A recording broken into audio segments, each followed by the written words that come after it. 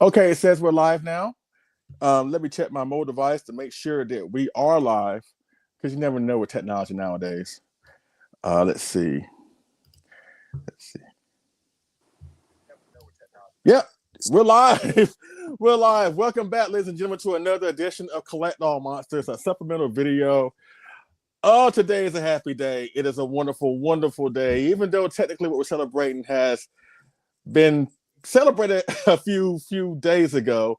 But here we are celebrating the official 70th anniversary of everybody's favorite spiky boy, Godzilla's ally, his one-time foe, or at least two-time foe, I should say, Anguirus. Yes, we are celebrating the awesome four-legged kaiju, the irradiated ankylosaurus, the killer of the living, known as Anguirus. And Leslie P. Chambers, thank y'all for being here. Really do appreciate it. And of course, I'm not here alone. I got some wonderful, wonderful people joining me.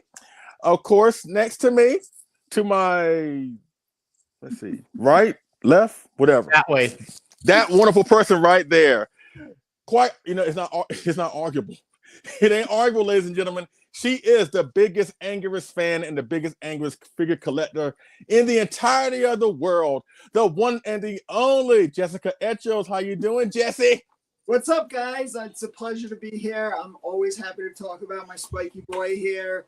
My best friend, let's celebrate his birthday. 70 years, going strong. Absolutely, absolutely. Again, thank you so much for being here. Really do appreciate it. Like I told you in our private chat, I really didn't want to do this stream without you because, again, you are Anguirus's #1 fan. We know that here in the fandom. And in case you don't know, you're going to have a good education today. So thank you so much for being here. A pleasure. And of course, you've seen this wonderful guy's face a few times on the channel before. He's one of the biggest pillars in our community. He's also one of my best friends in the whole daggone world. Mr. Fresh Vinyl himself, the one and the only Richard Eso. How you doing, Rich? Good. First off, thank you, Leslie. Thank you for that introduction. But for Jessica, there is no stream without Jessica here. Like, you just don't do something Anguirus related and you don't have Jessica included. So thank you, Jess, for being here to be a part of this that Leslie put together, because if it wasn't, I'm like, what are we doing? Anyway, over to Nick. And of course, bringing up on the rear, yes. Also a great pillar in our community. He's definitely a great pillar in the YouTube world with his awesome YouTube channel, The Monster Report, the one and the only Nick Adam Poling. How you doing, Nick? Good to be here, everyone. I share a birthday with Mr. Leslie Chambers. So, yeah, October 6th, we're always talking about how we're brothers from another mother. I'm just so glad to be here with Rich, Jessica, here on Collect All Monsters. Been here a few times. Always an honor to collaborate with kaiju content creators, fanatics, and let's talk some Anguirus. I'm really excited about this. Anguirus. Sorry if I call him something different every single time because Ankylosaurus, yes. Anguirus, I've heard before too. I've heard it, or Anguirus. I mean, so many ways of saying it. But I guess we can forgive each other for if you say it the way that someone else doesn't say it. Whatever, right? Absolutely. Before we go any further, let me highlight a few comments in the chat. Of course, you got Nathaniel Plummer. He's here. Thank you for being here. Let's see who else you got. Space Beast. Thank you so much for being here. Nathaniel Plummer again. The first comment, he said he was going to be at work. He was not able to catch the stream, but he's able to catch the stream. So thank you so much for being here. Of course, you got Joey Chapman. Of course, Fresh Vinyl Reviews. Who's that joker? Stalker. We got Fancies of Cats. Thank you for being here. Penzilla Fan 04. Really appreciate it. Of course, the Monster Report. Again, who's that joker? And of course, Tim Bartos. We got 20 people watching, so yeah, that's awesome. Thank you so much. What's up, everybody? And you know what? Again, we're celebrating Anguirus, but we're going to actually begin the conversation, talk about our thoughts and feelings about the film that he debuted in, which again, he celebrated a birthday and anniversary this past week on April 24th. Yes, Godzilla Raids Again, the second Godzilla film in the franchise, turned officially 70 this past week, and that is where Anguirus made his first debut. But before we go any further, you know what, Nick, you just hit on something. Around the room right fast, because again, we go to Jessica, Rich, Nick, and myself. How in the hell do you say his name? Do you say Anguirus? Do you say Anguirus? Do you say Anguirus? Do you say Anguirus? Ankylosaurus? Angie? What? What? How do you pronounce his name? Because again, you're not wrong, whatever you do choose to say his name or how you say his name. So how do you say his name? Jessica, go first. Okay, so I used to love the pronunciation of Anguirus. That's what I grew up knowing him as, but when Toho officially came out and was like, no, it's Anguirus, then that's what I just switched to. I went to the official name, and as much as it broke my heart to get rid of that L, I went with Anguirus. Rich, what about you? What do you say? I honestly kind of on the same boat with Jess. Grew up watching, Godzilla versus Gigan. So like there's the one line in the movie that's stuck in my head. Anguirus has entered Sagami Bay. But as I grew older, I became, I say Anguirus now. So Anguirus for me. How about you, Nick? I'm actually going to be in the oddball park here. I actually like Anguirus just with the L because, yeah, you still have the Japanese R turning into the L, Gojira to Godzilla, so every once in a while, I find myself just saying Angie to keep it short, but I also like Anguirus just because of that. I did remember, in the commentary with Steve Rifle, in the Godzilla Raids Again commentary, he would switch occasionally to different pronunciations, but yeah, Anguirus, I've always stuck with the L, but I'm also old school with that because that Gigan, Godzilla vs. Gigan was the first time I heard his name, just like you, Rich, and it was like that stuck with me, and I stick with it. Ghidra is the same thing for me. I'm still a Ghidra kind of guy, but every once in a while, someone's around me. Okay, you call it Ghidorah, we could still be friends, So, but yeah, don't judge me too much if I say Anguirus. We're talking about Angie, and we all know who we're talking about. But yeah, you're right, Jess. It's what the Japanese say he is. What the Japanese has said their character is. That's what they want you to go with. And that's the thing. I bounce back and forth. I mean, like what you said, Nick, with the whole King Ghidorah thing. Sometimes I say King Ghidorah. There are times I say King Ghidorah. It just depends. And it's weird because with King Ghidorah is like, I don't know why, but I prefer to call the Showa one King Ghidorah, but yet the Heisei one King Ghidorah for some reason. I don't know why that is. But when it comes to Anguirus, but I am inclined to say Anguirus because again, I love Godzilla vs. Gigan. I grew up with that movie, and that's what they call him in that movie. But more so than not, when I say his name out loud, when I type it on a post on Facebook, it's normally Anguirus. So, but either way, you're not wrong. You're not wrong. We all grew up Anguirus. Anguirus. Just a side note, the Angie nickname came from myself and Christine because every time we would win one of these auctions, we'd always abbreviate his nickname or his name on the post, and we'd be like Angie Love. So probably because Christine's lazy and she doesn't want to type the whole name. Oh man, so yeah, either way, you're not wrong for saying Anguirus, Anguirus, Angie. It doesn't matter. We all know what we're talking about. Before we go into the first topic, let me highlight a few more comments in the comment section. Of course, we got Robert D. Thank you so much for being here. Oscar Solis, what's up, man? Of course, Monster Attitude, they're doing a show in a few hours. I'll talk more about that before we get up out of here. Speaking of Monster Attitude, we got Godzilla Train. What's going on, dude? Adrian. Of course, Greg Bettis. What's up, Greg? What's going on, dude? What's going on, man? Thank you so much for being here. All right, so again, this first topic we're going to talk about Godzilla Raids Again, and I have just 3 questions involved in that because again, I want to shift our focus to this show to more so on the Anguirus side. But it's kind of hard to ignore Godzilla Raids Again because again, Anguirus did make its debut. It did celebrate its anniversary this week. So I have 3 questions involved in that. First question: what is your favorite moment or scene from this film? Jessica, go. So I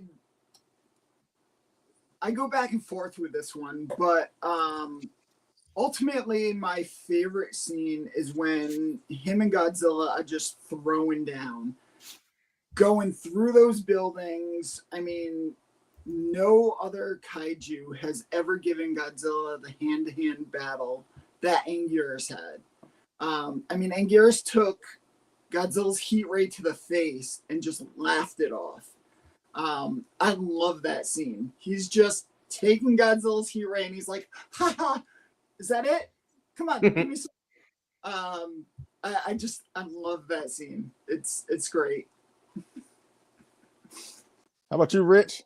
I actually love the opening scene where we're on Iwado Island when you first see Godzilla and Anguirus. The music is pretty creepy, and they're just eyeing each other up.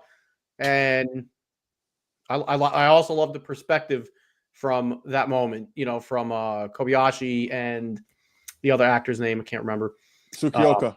Yeah, thank you. But yeah, I love that moment when they first appear on screen on the island. How about you, Nick? Oh gosh, yeah, the battle in Osaka is just amazing, but it's specifically bringing down of the castle. The castle is just that moment when Angui's just going over the top of it and Godzilla is just toppling it with his just his body there, and then does that victory atomic breath there. It's cool, but then afterwards you're kind of sad because it's like he got defeated, but you can't keep a good kaiju down because he came back for more movies. So that was awesome to see. Let's see. Mine is I love the Anguirus parts whenever he's in the movie, but my favorite scene, and I don't know why. Actually, I think I kind of do, but my favorite scene is when they get the alert that Godzilla shifted courses. Now he's heading towards Osaka, and the military is at the foot of the bay, just trying to spot any type of movement. And you see Godzilla slowly coming in, like you just see his head just bobbing in and out of the water with that creepy Japanese score. For some reason, it's like I just love that scene, the setup to that scene, the whole Osaka going black, the planes going out into the ocean. It's like people are freaking out because they don't know what's going to happen, but they know it's not going to be good. Just that preparation of Godzilla coming ashore is my all-time favorite scene in that movie. You know what I'm saying? I mean, the fight scenes are great, but it's just the anticipation that something terrible is going to happen, which is why that is my favorite scene. I was going to say something about that, Leslie, if you don't mind me interjecting. That scene with that announcement through the speaker with Mr. George Takai, Mr. Sulu, starting that kind of, attention please. I want to keep saying hello anytime that happens. Yeah.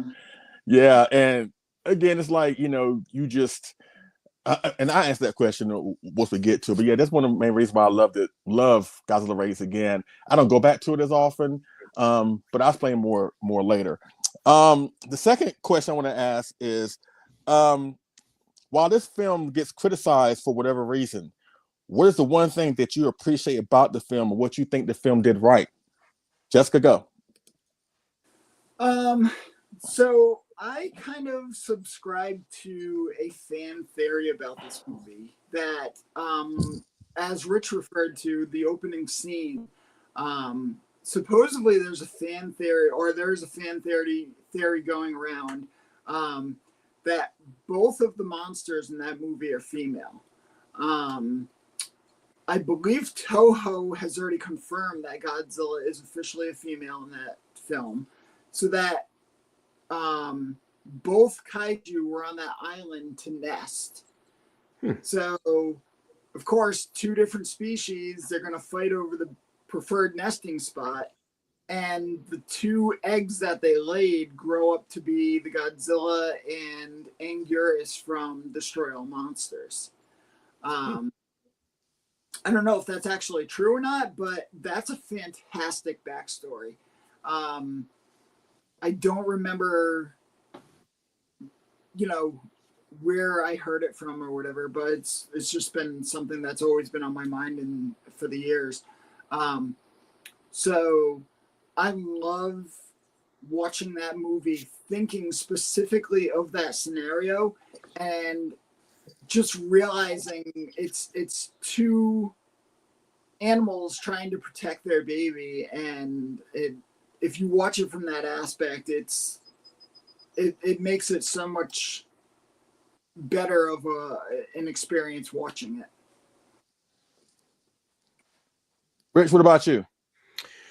So, what do I appreciate? I mean, honestly, it was the first kaiju film where we had two monsters fighting each other, of course, being Godzilla and Anguirus.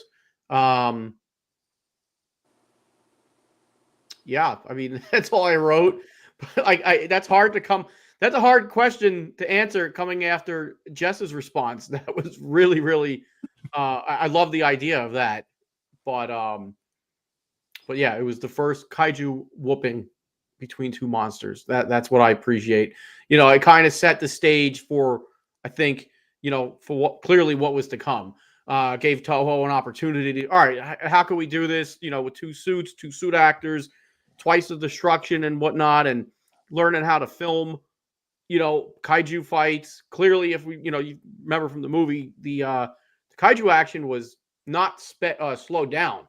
So we were watching some of it happen in like real time. So it did look a little wonky at some points. And then later on in pretty much almost every other film, the movement is slowed down. The film slowed down. So I that's one thing I do appreciate from the production part of the film, is that it gave Toho and the production, you know, means to learn on what to do to make these movies come to life. All right. Nick, what about you, bud? Oh, there's so much about this. That's, you know, if you hadn't seen the commentaries, of course, it's great. But, you know, to just watch it and to enjoy it the way that it, you know, is presented, to see suit actors figuring out tokusatsu battling for the first time here, you know, and Anguirus was the first to fight Godzilla. You know, it was before King Kong, before Mothra. So, you know, he's always had, you know, that special place in our hearts for being the first one to duke it out with the big G. And so, but yeah, these suit actors trying to figure out how to do that without damaging the suits, without killing themselves, because they threw themselves into the water at that point inside the suits. And, you know, as it was mentioned in the commentary, they could have thrown the suits into the sea and they would have just floated because they're just, you know, hollow. They had to be in the suits. And then there's the stunt people and the crew jumping in and making sure they didn't drown out there. And so, you know, Mr. Nakajima, and I'm trying to remember the other suit actor, Jessica probably rattle it right off. I'm sure the other suit actor was Katsumi Tezuka. Oh, it's Tezuka. Okay, yeah. Who was also Godzilla in other shots, you know, in certain shots of 54, I know. So it was, in a sense, kind of Godzilla versus Godzilla, suit actors anyways. But, you know, to see that kind of duking it out. And there's also when they're battling in Osaka, when they're kind of intimidating each other. They didn't just constantly go after each other. Every once in a while, they're backing off and they're, you know, got their mouths wide open and they're just, you know, have this intimidation sort of thing, kind of like lions and bears backing off and just, you know, growling. And it's like, you know, you want some of this? You want to come after me? And then, of course, getting right in each other's faces and just, you know, violently going to town on each other while they're destroying the city at the same time. But so much awesomeness about that. And yeah, I love what Jessica said about the theories. Canon, if there was canon to these Godzilla films, you know, we as Godzilla fans have kind of been like, well, we can kind of throw canon out the door. It's not Star Wars. It's not Star Trek or whatever. So we've kind of been living without canon. But every once in a while, it's kind of nice to maybe have that. See some recurring characters. See some recurring storylines that connect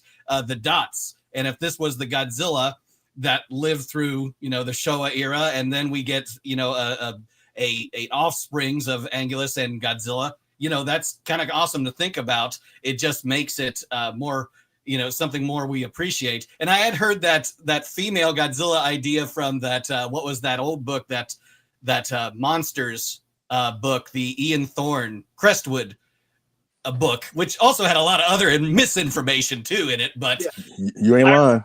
I remember Gigantus or Godzilla and Raids Again being a female, and I was like, oh, okay, cool, you know, whatever. I was like, that that probably explains a lot. There's an egg on, there's an egg on an island, Minya, that comes out later. So whatever. But there's a lot about this film that, with the fact that took 6 months from conversation to conception. That's pretty awesome. So yeah, I could talk a lot about this, but yeah, take it back, Leslie.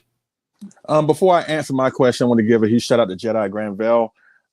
He just started his YouTube channel where he has had a YouTube channel for a while, but he's started to do podcasts similar to what we're doing here. So I want to give a huge shout out to him and give a plug to his YouTube channel, Jedi Granville. He's got Jedi Granville Productions, and in fact, he just did a podcast involving Godzilla Raids Again. So please check it out. After you're done listening to us, but please check out Jedi Granville on his YouTube channel and give it a listen, because that dude's a good dude. So now what I feel this film did right, and again, I understand that this film gets overlooked because it's coming off the heels of the awesome 54. It's been followed by quite arguably the most popular Godzilla film in the franchise, King Kong vs. Godzilla. I always felt that Godzilla Raids Again was kind of like that little house that's sandwiched between two giant skyscrapers. He's like, okay, I'm a film too. Hey, don't forget about me. Because there's so much to love here. You know what I'm saying? Anguirus debut, the fact we get a kaiju versus kaiju formula that we will see replicated throughout the Godzilla series, the Gamera series, the Ultraman series, same for that. But as I've gotten older, I start to enjoy the human stories from these older films, or at least Godzilla films in general. And I feel like this film does a great job of really trying to separate itself from the 54, because it's kind of hard to top what 54 did. So instead of having a story told from the perspective like 54, like from the perspective of government officials, military personnel, reporters, journalists, scientists, really the human protagonists in this story are everyday working people like you and me. It's like it tells the story. How would a kaiju attack affect the everyday person? You know what I'm saying? How would a kaiju attack, if two monsters descended upon your town, how would it affect your way of life? You know what I'm saying? And I really appreciate Godzilla Raids Again for taking that approach with the story. You know what other film kind of did that? -1. In a way, it did that. So I do feel like, again, this film should be celebrated more. Yes, it was a rush sequel. Yes, they probably could have done something better with some of the special effects shots, whatever. It's not a perfect film by any means. But I do feel like there's a lot more to love with this film than to hate this film. But for some reason, this film gets a lot of hate, or it just does not get the credit it deserves. Also, Anguirus does not get the credit he deserves sometimes. We'll go to that question next. But that's what I appreciate most about Godzilla Raids Again, that it's told from the perspective of everyday people, of how a kaiju attack or something of this magnitude would affect everyday people, and it spurs everyday people to get into the action and to fight their monsters. And I really do appreciate that. And the last question in regards to Godzilla Raids Again is, and Jessica, I know what you're going to say, sweetie. So I know what you're going to say, but But do you feel that Anguirus gets enough credit from the fans for being the first opponent Godzilla ever got that kickstarted the kaiju versus kaiju formula that every giant monster movie and or TV show will follow? You think he gets enough credit for that? Heck no. Are you kidding me? All right, let's start in 55, or we'll start in 54. Godzilla 1954. That was the first kaiju movie ever made, right? We can all agree on that. The second kaiju movie ever made was Godzilla Raids Again. So Anguirus was the second kaiju ever created. And the Mothra was what, number 4? Rodan, Varan. So 5, if we're not 5. counting Megara. So she's the queen of the monsters. And again, if you believe what I believe, that Anguirus from 55 is a female, that's the queen of the monsters. So, heard it there. I mean, it's true. It's literally the second kaiju ever created. Toho, I feel, has completely dropped the ball. Like, you're using Godzilla to the extent of, the best of his ability, and you're just wasting this character by the wayside. It's like, like you guys all said, Godzilla and Anguirus set up the kaiju versus kaiju that Gamera follows, Ultraman, Godzilla, everything, even to Power Rangers and so on. So yeah, I really don't believe that he gets the credit he deserves. I would have loved to see him in the Heisei series, the Millennium series, even more than what he was, and even to the Legendary series. Mm-hmm. So, what about you, Rich? So no, I don't think he gets the credit either. Maybe because of his first appearance in the, clearly in Godzilla Raids Again. But for me personally, I feel like he earned that when he came back in the late Showa films. Destroy All Monsters, Godzilla vs. Gigan, and Godzilla vs. Mechagodzilla. Short appearance in Godzilla vs. Megalon. But, he proved that, hey, he's down to scrap with Godzilla and kick some ass on who he's fighting. In the early Showa films, that was Rodan. So to see Anguirus come back, beat his tag team partner, because if that was a question on a show or some point, Leslie, I don't remember if we talked. We probably have at one point or another. Rodan was the first tag team partner for Godzilla, and then late Showa films, it became Anguirus. At that point, I feel like that's where Anguirus got his street cred, so to speak. And I can see that. Yeah, so it just does it stink, that we haven't seen him. Well, technically he has some exposure in the last 15 years or so with Final Wars and the anime. So and that possible, Jess, you probably know more for sure, but was his skeleton there in Godzilla King of the Monsters? It looked like, yeah, so that little bit of attention, I think that's earned credibility. So that's my take on it. How about you, Nick?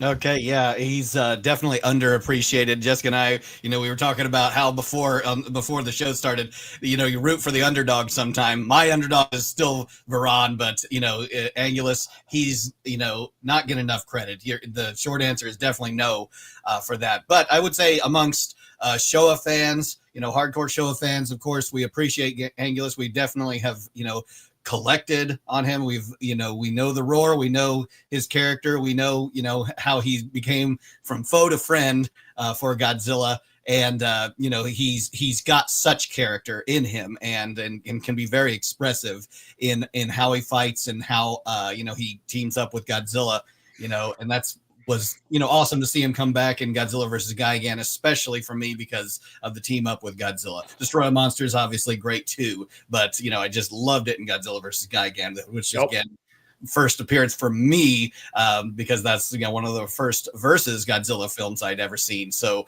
and he's yeah, and even how he's depicted there, he can be depicted in many different kind of color schemes, there in that brown, and then of course in the black and white, he works good in monochrome. And of course in Singular Point, he gets a different look. In Final Wars, he got a different look. So he's got this diverse amount of looks that Toho has at least given him some throughout the years, some evolution of the character, but not enough exposure, not enough credit for being in the legendary Godzilla Raids Again or Gigantic Fire Monster, whatever. It's Godzilla Raids Again. So yeah, that is that he is so underappreciated in that sort of way. But he does have a little bit more than my boy Varan, though. So take it away, Leslie. Short answer: I don't believe he does get the credit he deserves. I missed this while we're doing our prep. I think a lot of fans lump Anguirus as being Godzilla's sidekick or lackey, and they look at him as like that lovable, cute dog type of monster, whatever, which is fine. But he was the first opponent that Godzilla ever fought. And I'm gonna bring up a comment that Robert D brought up. He said he definitely does not get enough credit, but it's primarily the fault of the movie, as it doesn't allow Anguirus to leave much of an impression. We have to wait until 1968 for that. I understand what he's saying, but in my opinion, I think Anguirus leaves a hell of an impression in Godzilla Raids Again. Honestly, that fight, and I've seen a lot of people say, Godzilla had that fight won from the beginning. When you watch the fight, that fight really could have gone either way. Like, there were times where Anguirus got the better of Godzilla. I mean, I know Godzilla, everybody loves him, and they don't want to be critical of him. But there were times where Anguirus did get the better of Godzilla. The fight wasn't one-sided. Now, we ain't talking about 1974. We're talking about 1955. And when you watch that fight, they gave each other everything. Like what Jess said earlier. Godzilla blew fire in his face, and Anguirus just shook it off like it wasn't nothing. And he still kept coming. He didn't back down. He didn't retreat. He was like, one of us is going down. That's a characteristic that he carries, that I'll mention later. But yes. Yes. So, and in my opinion, the fight was great because again, it could have gone either way. It really could have, in my opinion. And I hate it, and I don't want to piss anybody off when I say this. I think in a lot of ways, Godzilla got lucky at the end. He saw an opening, he took it. Good for him. But really, that fight was really about who was going to outlast the other one. And there is such a thing as looking strong in defeat. Just because Anguirus lost does not make him a loser. There is a difference. So he went down fighting. Right, he went down fighting, and he had a great showing for him. Yeah, and he had a great showing for himself. And again, he brought the fight to Godzilla, and that's one thing that I really do enjoy. I think Jess mentioned that during our prep. Like, I love monsters that actually are not afraid of Godzilla, that bring the fight to him, like Anguirus, like Rodan in the 60s. Like, I enjoy that. I enjoy seeing monsters that don't back down from Godzilla, and Anguirus was the first to do that. But in that respect, he does not get enough credit he deserves for being the first monster that really almost took Godzilla to the limit. So he deserves a lot more credit to being just Godzilla's lackey or sidekick, in my opinion. But with that being said, we're going to shift away from Godzilla Raids Again. I think I speak for everybody here when we say that, it may not be the best Godzilla movie, you know what I'm saying? It may not be something that we want to see in your top 10, but we all do advocate that you at least rewatch Godzilla Raids Again, get a newfound appreciation for it. And again, it's not perfect, but there's a lot more to love with that film there is to hate. Are we going to do that right now? We're going to do that right now? All right, bye. Please come back. But you know what? Again, we're going to shift away from Godzilla Raids Again, and now we're going to shift over to the rest of Anguirus' appearances throughout the Showa series and Millennium and current era that we're going through right now. Of course, we saw him in 1968's Destroy All Monsters with a brand new look, probably his most iconic and most beloved look. Saw him again in Godzilla's Guy again, temporarily in Godzilla's Megalon. Of course, the final appearance in 1974's Godzilla's Mechagodzilla. We didn't see him at all in the Heisei series, boo Toho. And we saw him come back for the final film in the Millennium era, Godzilla Final Wars. He does make a cameo in Godzilla King of the Monsters 2019. And of course, he's a part of Singular Point. And also, does he have a cameo in the anime trilogy? Isn't there something about that I read? Jessica, isn't he in the anime, like the Netflix anime? Singular Point. No, I thought I read that his corpse or something was part of Godzilla Planet of the Monsters. I thought I read that online. That I will have to look into. How do you you don't know it? Kick her out. Kick her out. How do you not know that? If she's anything like me, Planet of the Monsters, Monster Planet and Planet Eater, whatever, was the best sleep I ever got. Yeah. Those movies very nice. Maybe twice each, so I honestly don't even remember what took place in those movies. I'm not a very big fan of those. Yeah, me either. But again, as I was doing some research on Anguirus for this show, I did come across that where they talked about him in Singular Point. They talked about his slight appearance in Kingdom Monsters 2019, and they mentioned that I think Gorosaurus's corpse was either referenced or seen in the first Planet trilogy, anime trilogy movie. I'm not really sure because I didn't see those movies either. You know what? I did see like the first one for like 15 minutes, and I felt depressed, and I didn't finish the rest of it. So, well, I will do my homework, and I'll let you know. All right, but you know what? Let's celebrate Anguirus, shall we? Let's celebrate Anguirus, and we go out and we're going with the rest of his appearance after Godzilla Raids Again, and I have a few questions here involving that. Then after that, we're going to show our favorite, myself, Richard, sorry, Rich, Oh, and good. Nick are going to showcase our top 4 favorite Anguirus or Godzilla Raids Again collectibles. Then we're going to do a giveaway. I'm going to have Jess talk about that momentarily. And then after that, we're going to give Jessica the floor, and she's going to showcase her top 10 favorite Anguirus collectibles in her collection, because you know she has the biggest Anguirus collection in the world. We all know that. We all love seeing her pictures when she posts them on Facebook, and there's so many spikes. I'm just saying, so many spikes when she posts her collection photographs. But I've always wanted to know, what is her top 10? And she's going to tell us that after we do the giveaway. All right. So this first question I have for all of us, again, Jessica, Rich, and Nick, and everybody in the chat, you're more welcome to let your voice be heard in the comment section too, and answer the questions too. All right. What is your favorite Anguirus design? Jess, go, sweetie. 68. Very easy. I love the Singular Points new take on him. I thought it was incredibly unique. I like the Final Wars suit, probably my second favorite, but 68 is number one for me. What about you, Rich? 68 as well. I'll try to keep this short.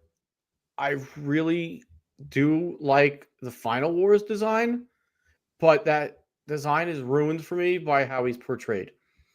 So 68 all day. Nick?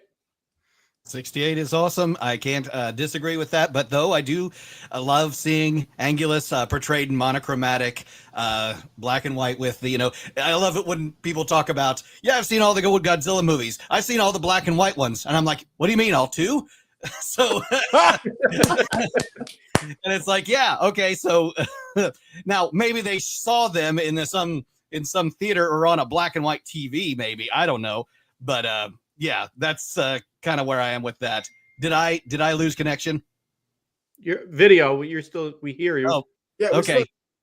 I'll figure out what's going on with the video, but yeah, still love the 68, is still top. Seeing him in color, the way he was portrayed, and yeah, it's just awesome seeing him like that. Leslie, take this away while I figure out what's going on here. Okay, no problem. Rich, you know what? I forgot to add the slideshow for the stuff. I tell you what, let's just click them over. I'm gonna add it to the stage now, and then we'll go from there. All right. Let's see. Here we go. And you start. And you just click whatever, or you can zoom past the Godzilla Raids Again stuff and get to the other stuff. My favorite Anguirus design is, I know technically it's the same suit, but I love his appearance in 72. I love his design from 72, even if it's the same one. But I love how more brownish color he is. He has that brownish color, that dark brownish color in 72. Yeah, that again, it's the same suit from Destroy All Monsters, but I love the coloration of this paint scheme of him better in Gigan. Before I go to the next question, let me do a few more comments. Let's see. We got Eric Stolt. What's going on, Eric? Hey, How you doing, sir? Let's see. Of course, we got Brian. I'm sorry. It just slipped out. I have never called that dude Richard. I was gonna get my blazer on. If we're being, uppity and highbrow, we were gonna get eyebrow. I thought highbrow. You know what? Rich and I have been friends for God knows how long, and I have never, ever, ever, ever, ever called him that. Even when he was here last month in person, I never called him that. It just slipped out. Let's see. We got Tyler Anderson. Thank you very much for being here. What did he say? I was going to get my time if I'm going to be called Richard. Let's see. Robert D said, I called shenanigans. No way she can narrow it down. Oh, Jess, he's popping off at you. It's all good. It's all good. He also said, well.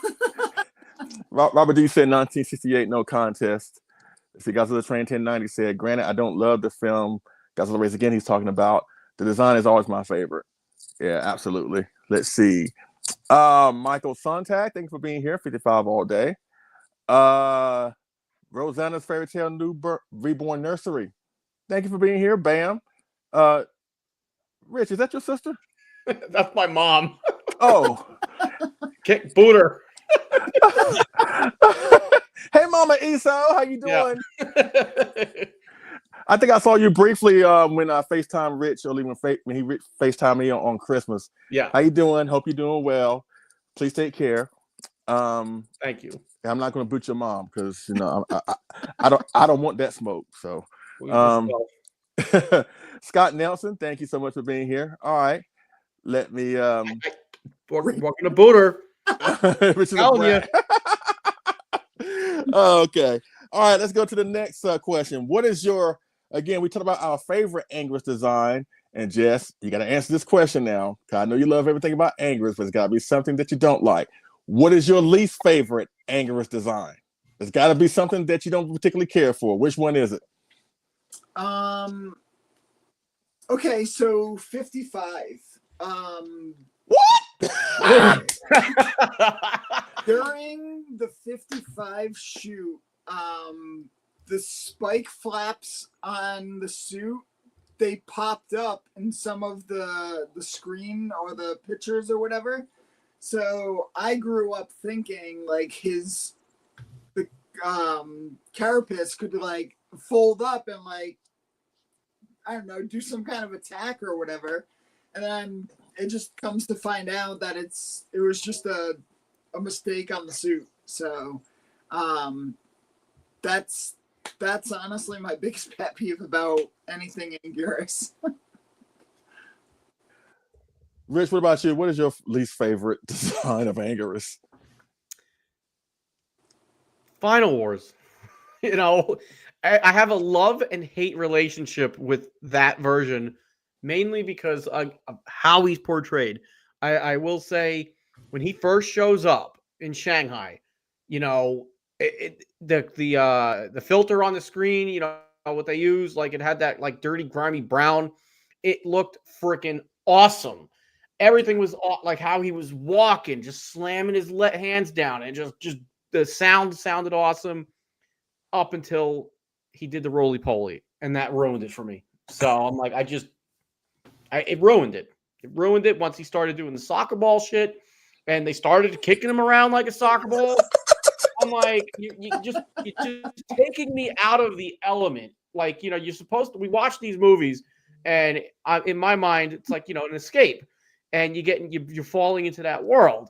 But once they started playing soccer, I'm like, you just took me right out of it. So, yep. Nick? Yeah, I'm with you, Rich, on this. Final Wars is it. He's definitely like, I don't know. He's got character in everything else he portrays in. Damn it. Singular point. Damn it. What? Was that what you're going to say? No, he showed my Anguirus. My Final Wars Anguirus. And y'all hating on it at the same time. Oh man. No. But look how badass he looks. He looks badass until he rolls. No rolling. See, the roll didn't bother me. The roll, It didn't bother me. I mean, he's an armadillo. It makes sense. The part of the playing soccer, yes, that was stupid. Yeah, I totally agree. But as far as like him just balling up, like I'm cool with that. It looks awesome. Like it's just another way for him to attack. Yeah, like if he just didn't bounce around, I could buy into that you know, skill sets per se. But it's once he started like how is he getting 10,000 feet into the air? Like, yeah, that's momentum. I get it, but it just if it was done in a realistic or somewhat realistic manner, you know, then I'm all on board with it. But it's just, yeah, it's pretty awful. I mean, it's just if he had some character to him, but there was no character, and there's no way to flesh out him as a character in Final Wars. But unless it's Godzilla in Final Wars, you're really not fleshing out any of the characters. They're on screen for so little of time. But you know, they were able to pull it off. And most of the other Showa films, obviously, you side with him, and at times you're with, you know, Anguirus here. He is likable, but in that one, I just couldn't see him as a likable kind of character. And yeah, soccer ball kind of stuff. No, it's not for me. Leslie, how do you follow all that up? All the hate. That's the thing. I have a soft spot for Final Wars Anguirus. Like I've always said, if X Plus makes another monster from that film, it should definitely be Anguirus. They done Godzilla, they done Monster X. How he got chosen before Anguirus, I'll never know. They done Gigan, they done Kaiser Ghidorah. But I want the next monster for them to do is Final Wars Anguirus. Like I do enjoy the design. I love the fact that he can roll into a soccer ball, but I don't like that he's been used as a soccer ball, if that makes sense. Now, when he rolls to a soccer ball and he starts bashing warships out of the sky, that's cool. But when Godzilla is like, when he starts doing that, I'm like, no. But I do have to say, my least favorite Anguirus design is Singular Point. I cannot stand that Anguirus design. It looked like he got allergic to something and the spikes just protruded from everywhere. And plus, I haven't seen the episode, but I do understand he's not treated any better, honestly. But as design, yeah, Singular Point does nothing for me. As a matter of fact, if they make a figure of it, I'm not even going to get it. I just can't stand that design. I don't like it. I mean, I'm glad they gave him the old school Anguirus roar. I like that, but the design, no. I can't do it. All right, next question. What is your favorite movie that has Anguirus in it? Jesse, go. I know, I'm sorry. Well, this one I always go back and forth with also, but most of the time it's Destroy All Monsters. I feel like he gets a really good representation in Destroy All Monsters. The obvious other answer is Godzilla versus Gigan. I love that him and Godzilla throw the smackdown on King Ghidorah and Gigan, especially when Anguirus stands up and he spikes King Ghidorah. I love that. So yeah, it's got to be Destroy All Monsters though for me. It's one of my favorite Godzilla films that literally has ever been made. So yeah. What about you, Rich? I'm going with Godzilla versus Gigan. Dude's just a pure badass in that movie. Like we had mentioned earlier, Anguirus basically took a shot to the face from Godzilla in Raids Again. So when Gigan's got his buzzsaw going, Anguirus is staring at it like, I could take that. And he just charges at him like pure badass. And it's like Anguirus knows he's like, I'm really out of my league here, but I'm okay with that. I'm still going to throw spikes. And the fact that Godzilla is like, yo, Godzilla kind of made him like his little bitch throughout the movie because he's like, hey, go check out what's happening over there. Like, I'm finishing up my tea. You go find out and come back and report to me. You know, so Godzilla basically saying like, I'm down to take you with me. You know, you've earned it. But yeah. So Godzilla versus Gigan. And do I believe in Joe Hendry? I mean, RKO, you know, so no, I don't. Next. Oh gosh, you can't get better than 72 Godzilla vs. Gigan. But I'll go ahead and talk a little about my favorite portion of that of Anguirus in a movie where he wasn't in much, which was Mechagodzilla 74. So I'll talk a little about that just because again it wasn't much, but you know what? He knew that wasn't his boy Godzilla. You know, he knew that this was an imposter. So yeah, there it is. You know, it's like beyond the fact that suit keeps changing from the imposter Godzilla to the real Godzilla suit, but he could see through what Toho was doing. So he was like, yeah, this isn't my boy Godzilla. And, you know, I guess if in any way he stalled for time for, you know, to save the human characters and to get Godzilla in there and, duke it out with Mechagodzilla here. So, Anguirus at least had his moment to shine there. He got beat up, but he was at least able to get away with his life. And yeah, he's someone who takes a beating. And the one thing about, Godzilla versus Gigan, anyways, I love the fights that were shot for Godzilla versus Gigan. And I think, you got to appreciate that they used the stock footage from Destroy All Monsters in that film too. But, as we as Godzilla fans will see, it's like, yeah, there's a lot of stock footage. Seen that shot. Okay. But, at least they picked the really good ones from Destroy All Monsters to use in that one. But yeah, I'll go with Mechagodzilla 74. Leslie. I'm going to agree with Jess and Rich and a good majority of people in the chat. Godzilla vs. Gigan. Now, I understand that film is problematic. I understand about the stock footage. I understand about them talking. I understand about everything that's bad with that movie. It's a definition of a good, bad movie. But I don't care. I love that film. That film I watch pretty much willy-nilly almost on a weekly basis in this house. I love that movie. And Anguirus, again, I have to be honest. When I first watched this film, it was way back in the day when I was early in my Godzilla fandom. And I saw a few Godzilla films under my belt, a good chunk of them from the 60s. So when I saw this one, at first, I wasn't too impressed with Anguirus being Godzilla's tag team partner. I thought, you picked him. Why couldn't you pick Rodan, knowing you're going up against Gigan and King Ghidorah? But Anguirus proved me wrong by the fact that he just kept coming and coming and coming, and I and that's what made me draw myself to Anguirus. The fact that he was willing to take a beating, and he never stopped. He just kept on going.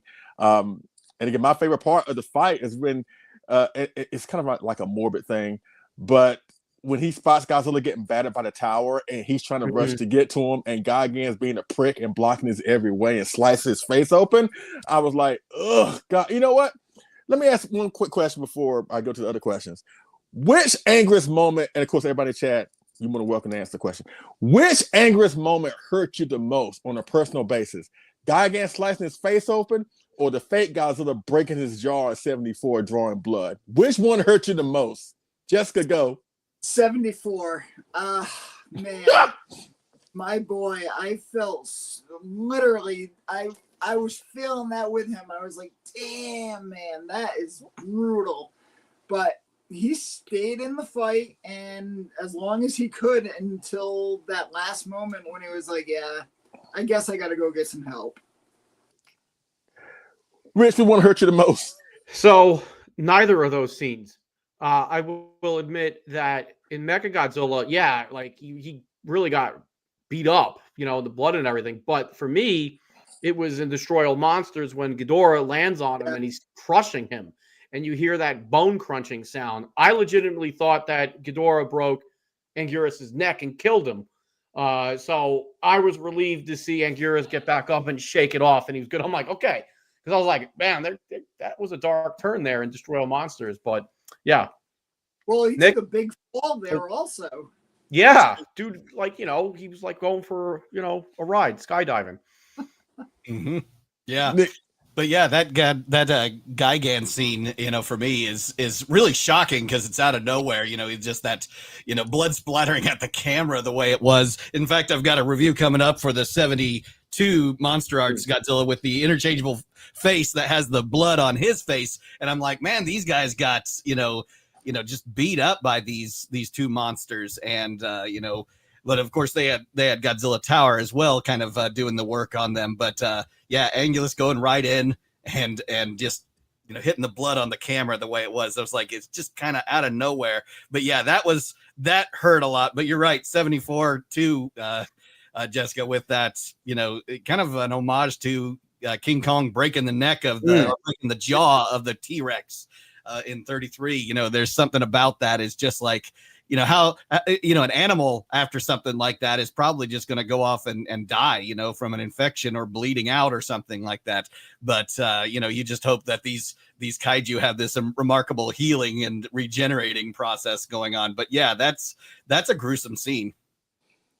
I agree. I think the 74 scene is more gruesome. And again, like you said, Nick, it is an homage to King Kong, but it's also an homage to Godzilla Raids Again, because Godzilla drew blood on Anguirus too.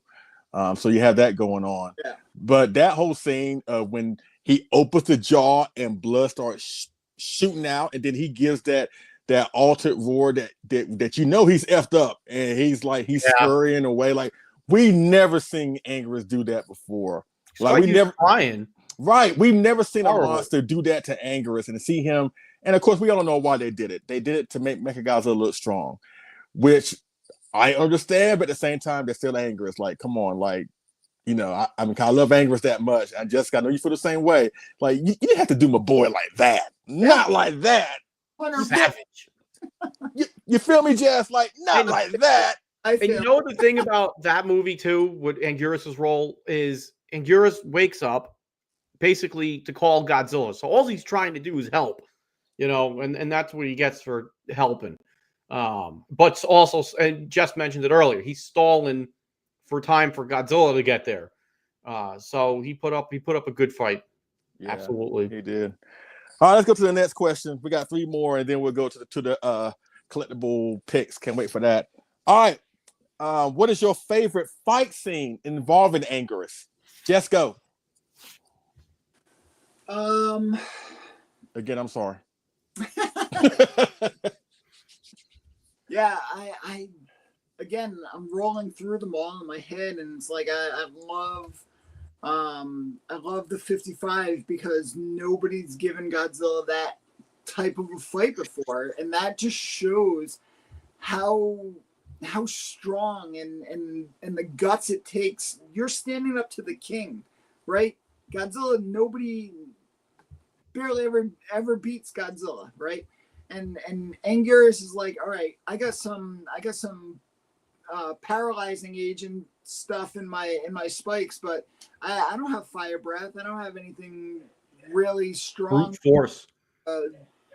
Battle Godzilla's heat ray. It's like literally, like Rich just said, brute force. I mean, I love the 55 battle. I love it. I can't say it enough. What about you, Rich? Mine, again, Godzilla versus Gigan.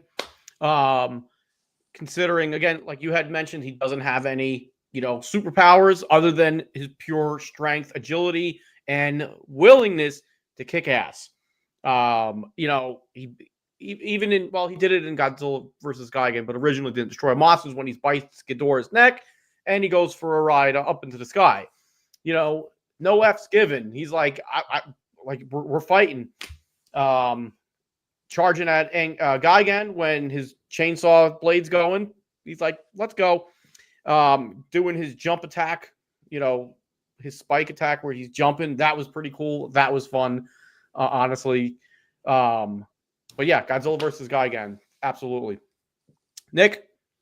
I'm going with the guy again, but specifically what you said there, Rich, was the spike attack. When my brother and I were watching this as little kids on VHS, was the, you know, we made reference to, if you guys remember the G.I. Joe movie in the 80s with Sergeant Slaughter and, you know, the Nemesis Enforcer, when he is just beating the tar out of that guy. And he's like, this is for Falcon. This is for Duke. And this is for the US of A. And I'm like, that is Godzilla calling Anguirus. Do it again. Do it again. This is for me. This is for Anguirus. This is for the, you know, Tokyo and the humanity. They just constantly smacking up, you know, and going. And then, of course, Godzilla, you know, starts lunging Ghidorah over the top of his head at that point. That's when, yeah, the tables have turned and, you know, they're starting to, you know, retake the battle in their favor. And that's just an awesome, you know, choreographed battle there, you know, in children's land and everything's falling apart. But yeah, that is definitely one of my favorite scenes of involving Anguirus there. Leslie? I agree. Godzilla vs. Gigan. I love that fight. As a matter of fact, I think that fight is the best fight in the entirety of the Godzilla franchise. I know there'll be some debates made for 62, Terra Mecha Godzilla, Godzilla vs. Destroyer, the final battle, destroy all monsters. I get all that, but for me and my money, this is, I don't care that the fight with stock footage. I don't care. I'm into it from beginning to end. I think that's the best fight scene ever in the Godzilla franchise. Next question. Is there a movie or scenario that you wished Anguirus had been a part of? Go ahead, Jess. So the obvious answer for all of us is GMK. I loved what they did with that design. I wish they went the original route of Baragon, Anguirus, and Varan versus Godzilla. But of course, they caved and put the most popular monsters back in it, and we got what we got. As far as something that I wish he was in, I'm dying to see him in the Monsterverse. Yes. I originally didn't really care for the Monsterverse when I first saw 2014. But the Monsterverse has really started growing on me, and I'm hoping it continues like Marvel is. Like, I love what they're doing. I love the new kaiju they're introducing, but I also want to see them introduce more of the originals. I don't think they're paying enough homage to where Godzilla came and all the other kaiju that got him to this point. So I definitely want to see him in the new Legendary series. And there's also rumors going around that he's going to be in the -1 sequel. If that's true, oh my God, I am dying to see the design where it matches the -1, the new -1 design. Like, fantastic. I can't wait to see what happens. Yep. So everything Jess just said, GMK, absolutely. I would have loved, and Robert, you just said it too. The original idea that Kaneko had was Anguirus, Varan, Baragon. Toho wanted the more popular kaiju, clearly, is Ghidorah, Mothra. But outside of that, I always thought about this after clearly the fact that the Heisei films were over. Bringing Rodan back in '93 was awesome, so I always felt like seeing Anguirus in a Heisei film would have been really, really cool. Just in the way those movies were being made. Clearly Godzilla was slower, bulkier, bigger, badder, more, just a force of nature. Pretty much what Anguirus' original concept from '55. So I felt like that would have been cool to see him brought into the mix. Clearly, again, every other monster that Godzilla was fighting had beams and they could fly. Literally, almost every... Who didn't fly? Biollante didn't fly. Everybody else flew, right? In the Heisei films? Space Godzilla, Destroyer, Mecha Godzilla, Rodan, Batra, Mothra, Ghidorah, Mecha Ghidorah. Everybody flew, So either Godzilla fighting Anguirus or Anguirus helping Godzilla in the Heisei films, kind of like how Rodan did in '93. I always thought it would have been cool because I think it would have worked. So that's my thoughts. Nick? Yeah, I actually would love to have seen Anguirus get the chance to go back head-to-head with Mechagodzilla, even if it weren't the aliens controlling Mechagodzilla, if it was the Japanese, their version of Mechagodzilla in either Godzilla against Mechagodzilla or Tokyo SOS, having, especially Tokyo SOS, you got Mothra added to the mix there, so may as well go ahead and bring Anguirus back in and then, get a little rematch. I know it wasn't the same Mechagodzilla, but seeing Anguirus, smashing his spikes up against Mechagodzilla with sparks flying and, just giving him a heck of a time like that, that would have been an awesome scene to see. There's so much that he can do with his fighting ability. And, the fact that he's a crawling monster, you might think you've got the upper hand on him, but, he's got the spikes. He's clever. He's cunning. He's got the long tail. There's a lot that he can offer to a battle against a, upright kaiju. And so I'd love to have seen that. That would have been awesome to see. Leslie? And again, I know y'all been saying GMK, and I love GMK. I love that movie. And I would say that, but considering that if that movie would end up being what their final product was, Godzilla would have went through Anguirus like it wasn't nothing. And Anguirus does not deserve that. So that's why I'm not really going to go with GMK with my answer. I'm gonna do what I'm gonna go with what Jess said. I want to see Anguirus come back in the -1 sequel. Again, I would love to see him do a Hedra one. I know he expressed interest in a Hedra movie, but I would love to see what Yamazaki can do with Anguirus. Like, they make Godzilla scary in -1, at least the older Island one. So I want to see what Yamazaki can do with a reinterpretation of Anguirus. Make him scary, because again, I think a lot of times Anguirus gets lumped in as the happy-go-lucky sidekick, but he was vicious in 55. He was feral. He was animalistic. He was violent. He was wicked. You know, I want to see them go back to that and turn up a notch and give him the same treatment that the older Island Godzilla got in -1. I want to see that. I want to see Yamazaki bring back Anguirus, but bring it back in a more violent, darker, vicious way. And I think he deserves it. I mean, no cameos, no speculation, no nothing. I want to see Anguirus come back, because he's about due for a comeback. If anybody's due for a comeback, it is Anguirus. All right, the next question. Hold on a second. Here we go. Okay. And it's the last question before we go into the collectibles. What is your all-time favorite moment involving Anguirus? What is that one specific moment that makes you mark out to this day? Just go. Again, I'm so sorry.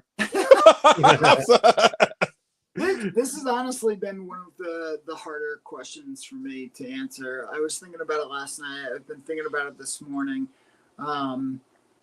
And it's I love the end of 72 when Anguirus and Godzilla, the fight's done. They know they've done an amazing job, and then literally walking off into the sunset. And which I have that in the slide. Yeah, they're looking up and down at each other, you know, kind of communicating like, "Yo, great job, you know, we did this. We just took 8 monsters and destroy all monsters to do. We just did that and took care of King Ghidorah." You know what I mean? Yeah. It's just a beautiful ending to that movie, and yeah, I love it. What about you, Rich? I don't know where that slide went. Sorry. It's all good. All right, so you said favorite moment, right? Yeah, all-time favorite moment. Okay, so again, going right back to Godzilla versus Guy again. Yep. Guy again's got his chainsaw going, and Anguirus is staring at him. And, like, what's going through his mind before he charges right into him? It's like, he's like, I have to stop him. Like, I can't just stand here and let him come kill me. I have to charge at him, hope I get one of my crown horns wedged in between his spikes and stop him. You know, maybe snap a gear or something that's happening there. And he just has no F's given mindset and just, I'm going for it. The longer I stand here and hesitate, I could get my neck cut, you know, and be done. Boom. So he just like, F it. I'm going for it. Let's go. He's like, send it. He goes full send. Yeah. So that's my favorite moment. Anguirus. Good job, Angie. Boom. Nick. Yeah, those are all great moments. I got to say, the first time I really was able to kind of observe Anguirus was, of course, the first Versus movie I saw, Godzilla vs. Guy again. But that scene where he comes ashore and the maser tanks are just blasting away at him. You know, you hear him kind of crying and things, and you know, they're just being deterrents. You know, their weapons against any of these kaiju are still, you know, is just like, you know, throwing matchsticks at him. I mean, he's just there to kind of check things out and see what's going on, and then he, you know, heads off into the sea. But, you know, that was actually a pretty cool moment, actually, and you get some really good close-ups in that scene. I really love seeing, you know, when they light him up there, and you're seeing all the detail, all the damage that suit has taken over the years and such. But yeah, it's you know, it's a pretty cool moment, actually, and You know, he gets that moment in the spotlight, literally, and then you get to hear his roar without music in the background too, and echoing, you know, along the beach. I thought that was actually a pretty cool moment. It's just a little bit like, you know, right before the battle, that calm before the storm, and then they just start blasting away at him with stock footage in some cases, but still, you know, cool stock footage. And then, yeah, on the beach, and then you get to see all the maser tank, you know, zaps, of course, going on, you know, things that are flying at him. And I always love seeing, you know, some of those missiles, the rockets that, you know, hit him in the back and then, you know, pating, you know, go way up in the air. That those little moments like that is just so cool to see. But yeah, that's one of my most memorable and favorite scenes involving Anguirus. You know, that's not necessarily a battle. It's not necessarily a fight scene. It's not a kaiju fight scene, but him against the humans. I thought that worked pretty well. Leslie. You know what? I was gonna choose the back attack from 72. Actually, you know what? I'm gonna go with a different moment. I actually saw Godzilla Raids Again last night in preparation for this stream. And I don't know why, but I was in the house by myself because my wife wasn't home. And there's a certain moment that happened. And when it happened, I literally jumped up off the couch. I was like, yeah. And it's the moment where Anguirus finally comes to shore in Osaka, and it dawns on you. It's like, because again, the whole idea of the old Osaka scene was like they were dropping flares to lure Godzilla away from the city, which worked at first. But at the same time, they forgot there's another monster out there, and it actually drew Anguirus in at the same time Godzilla is drawn back in. So actually, their plan to save themselves actually made it a whole lot worse for them. It's like, can you imagine one of those people in Osaka seeing Godzilla come back, but then you see Anguirus show up because that so-called savior plan, and it's like, damn, oh God, come on now, like, and it's like that moment, yeah, and Anguirus comes to shore and it's like, I'm here, and he spots Godzilla and it's like, you, and Godzilla's like, you, and they who invited you here? Oh God, that moment is like before they even touch, they're just roaring and gritting their teeth at each other. And again, when I saw that, I was like, I literally just jumped off the couch. I was like, yeah. That was, yeah, so that's my all-time favorite Anguirus moment when he comes to show in Osaka, he brings the fight to Godzilla. I love that. So so that's gonna do it for the this portion of the Anguirus discussion. You know, we'll do our final thoughts of Anguirus before we get up out of here. But now we're moving towards the collectible portion. Now, Rich and Nick and I are going to showcase our 4 favorite Anguirus collectibles. May not be our top 4 favorites, but our favorites nonetheless. Then after that, we're going to do a giveaway. Jessica has some great things that she wants to give away, courtesy of herself and Japan's Legends. And then after that, we're going to give her the floor, and she's going to name her top 10 favorite Anguirus collectibles she has in her awesome Anguirus collection. Now, before we go into our top 4, Rich, myself, and Nick, Jess, I'm going to give you the floor so you can talk about what is it that you're going to be giving away courtesy of yourself and Japan Legends. Go for it, sweetie. So, as many of you guys know, we represented Ogura-san, who was the 2004 Anguirus suit actor from Final Wars. So we have a signed Anguirus autograph. And at the convention, he was also making these by hand. They're little leather Anguirus with metal spikes, and you can use it as like a phone charm or a keychain, whatever. Awesome. It is. This is just a little pencil top eraser. Cool. And then a mini Marmon 68. So, Leslie, you've got the questions. Actually, you know what? I'm gonna ask Yeah, I'll do it now. Let's go and do it now before we get to our collectible picks. Okay. And the first person who answers this question, because I don't have access to the giveaway tool thing we do on cam, so we're going to do this the old-fashioned way. I'm going to ask a trivia question, and whoever pipes in with the first correct answer in the chat wins the giveaway. All right? Good luck to y'all. All right? So, again, she mentioned that photograph right there was from the suit actor who portrayed Anguirus in Godzilla Final Wars. His name is Toshihiro Ogura. All right, awesome guy. But he also played another monster in Final Wars. Now, he actually played 2 monsters, but if you can name one of those monsters first, then you will win the giveaway. Outside of Anguirus, what was Anguirus' other portrayal of another monster in Final Wars? Again, you can do 1 or 2 answers, and the first person who answers that question wins the giveaway. All right. So while they're cooking that up in the comment section, please let it be known in the comment section, and then we'll shout you out once we get an answer, and then we'll go from there. Let's see. Hold on. Monster X. Sorry, Darth Lord. Nope. Sorry, that's incorrect. Good choice though. Tim Bartos, Hedra. No, sir. Sorry. Nope. Robert has an answer. He's like the Jeopardy master. Godzilla Train 1090. He got it. Kazakador. You win the giveaway. Woo! Adrian. Oh, Adrian. Yes, he did. He betrayed, because again, I think it took 2 actors to play Kazakador. Yeah. I think he was the front half. The back half? Okay, yeah. The ass. And he also played Ebera. He also played Ebera in Final Wars. But yeah, we'll take Kazakador and awesome. Yep. Adrian was the first person. So Adrian, get with Jessica on Facebook so she can get your information, and she'll send it out to you real soon. Okay. Congratulations.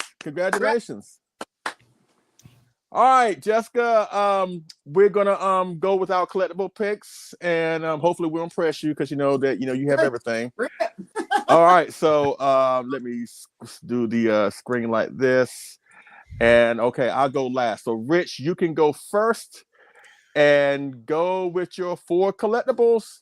Okay, Leslie, because I hate lists. I can't. So these are not in any particular order. So of my top 4 will be the Bandai Movie Monster Series 2001 version of this Anguirus figure. As we mentioned earlier, like the paint job for the 72 version, I just love it, and I feel like that's what Bandai did here on this figure.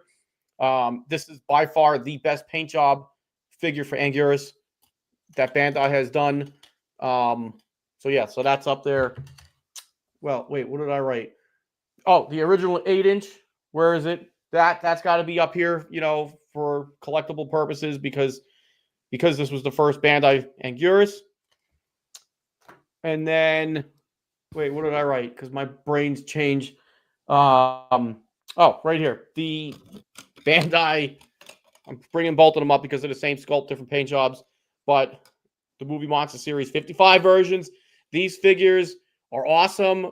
This one looked great because it was a replica basically of the Toys Dream Project set that came out in 2007, I think it was. That's what this really should have been. So I had since sold it, and I'm glad I have these now, because it's like having the box set again, but with the right figures. This one, clearly, this is still part of the top 4. This is like a mini X Plus figure. This thing is like out of the park. Freaking 10 out of 10. Bandai killed it. Amazing sculpt. Beautiful. And then I don't have it with me right now, but it's back there on the shelf. The X Plus 30 centimeter Anguirus 68. Phenomenal figure. Boom. Nick? All right. Let's see if I can't switch cameras here. Okay, if you're able to see that, we've got a big poster here. I bought courtesy of Mike Ross out there. He collects these posters, and he sold this one to me. I think it's called the B4 series size poster. And yeah, it is the Japanese print of that poster. So then what I love about this poster especially is because Anguirus is in there and Ghidra's in there. And there's, the VHS box art, you remember, did not have all the characters in it. Didn't even have Godzilla Tower or anything much except for just Godzilla Gigan, which was a cool, artwork, but they even got the, accuracy wrong with the 2 ladies from Godzilla versus Mechagodzilla 74 in the bottom of it. And so I was like, this is the piece of art that I love. So this is the one that I always kind of keep going back to. And let me see if I can't bring in here just a little table. Okay. We also have the Mezco Destroy All Monsters, Anguirus. Just a little guy there. Cool. And the set for that Destroy All Monsters was pretty cool because they gave you a lot of interchangeable heads to give you the open mouth and the closed mouth version of that. This isn't Anguirus, but it is the Godzilla Raids Again Godzilla X Plus 30 centimeter. And got this quite a long time ago. It's probably my second X Plus I ever purchased. The first being the 68 Godzilla, who fought Anguirus. And then Rich just mentioned this is the X Plus 30 centimeter Anguirus. There he is, Angie boy. All right. And just because this is, Yeah. the VHS tape, Love I'm a guy, physical media guy, right? Rich just had a show on physical media. Yep. Yeah. So physical media for the win. I remember buying this. Do you guys remember Music Land and Sam Goody? I remember Yeah. Sam Goody. Yeah. Yeah. Similar companies. I don't know. One probably purchased the other, but yeah, I love that artwork right there in the front. Yeah. Me too. I fell in love with that artwork as a kid. Yep. Oh yeah. Me too. Physical media for the win. It's VHS, but it was awesome to see that, in the stores like that. And then, being able to pick it up and saying Godzilla Raids Again, which was the beginning of the confusion for me as a kid, because again, it's Godzilla on the title and then it flies at you, Gigantus, the fire monster. Yes. And oh my gosh, so much to say about that. I not to derail, sorry. I don't think I've ever seen the VHS version. I don't even remember the first time I saw Godzilla Raids Again. It must have been a DVD of some sorts. I just don't remember. So yeah, that's an interesting what we did earlier this morning on Kaiju and Coffee, where it was mentioned that the title is Godzilla Raids Again, but you see Gigantus popping up in the film. So interesting. Yeah, they fixed that in the classic media, of course, DVD sets and others that are out there. But yeah, this one does still have Gigantus, the fire monster, flying at you at the beginning. So other than that, it is pretty much exactly the same. But yeah, there was just so much about this. But I do love, seeing it in VHS, just every once in a while, popping in old media and, checking out, seeing what kind of differences there are, the grit, the grain, all of that. I'm also a big fan of laser discs too. So I've got a bunch of the laser disc copies of Godzilla films and the non-Godzilla kaiju films too. But yeah, got some collectibles there. And Leslie, take it from there. And I'm looking forward to seeing what Jessica brings us too. Oh yeah. Me too. Bring the heat. All right, for me, these four. Okay. Oh, come on out. Okay. Of course, I gotta get some love to Godzilla. Of course, the KOC 40 centimeter 1955 Godzilla, painted by the awesome David Dopko. Again, I think this is the best 55 that's out there. Like, nothing can touch this thing. And again, that's something you don't hear often. The best 55, kind of that design.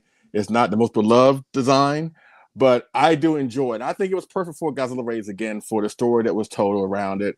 And in some ways, I do find it more prehistoric looking than the 54. Like, I think it captures the more of the prehistoric essence with this suit than the 54, in my opinion. And by no means do I feel this is the worst Godzilla design in the franchise. It's in the bottom half. I will agree with that. But he's a mutation. He mutates. He's ugly, beautiful.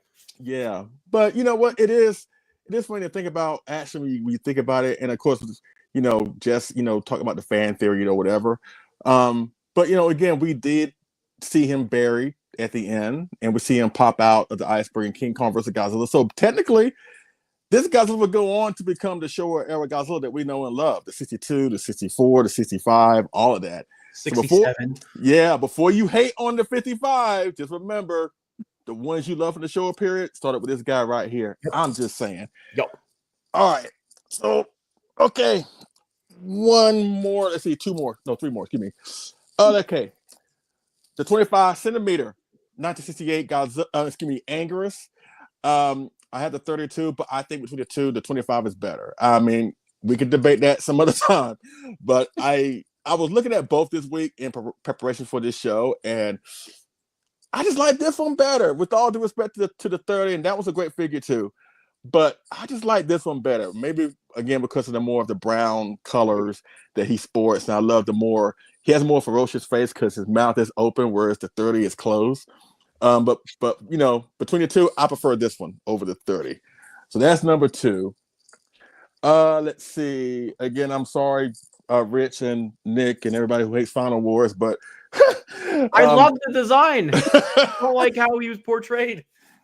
I got to include this because again, there's not too many Good. collectibles of this guy out here. But the 30 centimeter Galloping Ghost Kaiju Kobo Yeah. Final Wars at that. Anguirus, like I Fresh. love it. Yep. I love this thing. You know, thanks again to Doc Mac and Marcellus Winters. Didn't you get this kit, Jess? I got mine right there. I'm just waiting to have somebody. Marcellus. Send to Marcellus. Or send to Greg. Send to Greg. As a matter of fact, let me do some talking between them two, and I'll hook you up. I'll hook you up. All you gotta do is send it, and then they'll handle the rest. But I'll talk with you on Facebook about that. It's that I gotta get taken care of. So yeah, and you know what?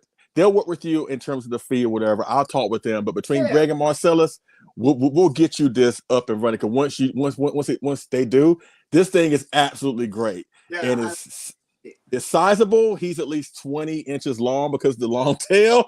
So be careful with this guy.